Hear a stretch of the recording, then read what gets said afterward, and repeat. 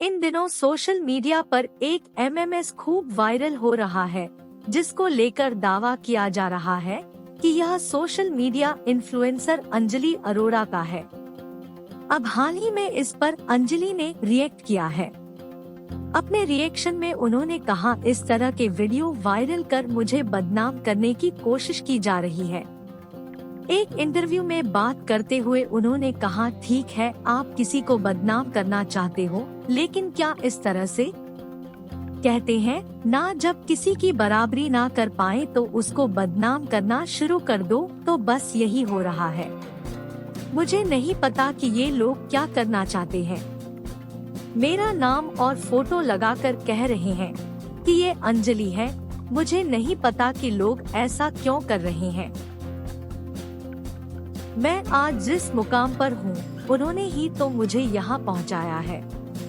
उनकी भी फैमिली है, लेकिन वह लोग यह नहीं सोचते हैं कि मेरी भी फैमिली है जो सारे वीडियो देखती है।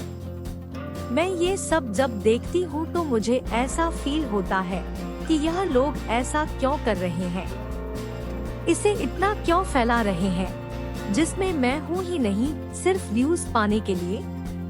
अंजलि ने बात करते हुए आगे बताया, मेरे और परिवार के लिए पिछले कुछ हफ्ते मुश्किल भरे थे।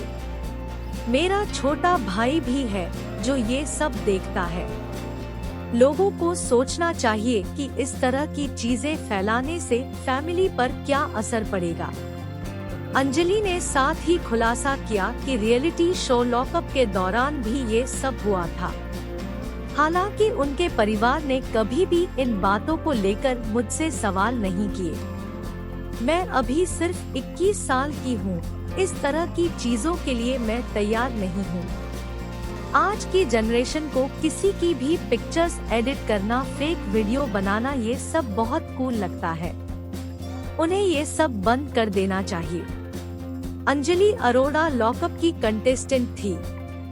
यह एक रियलिटी शो था जिसे कंगना रनौत ने होस्ट किया था।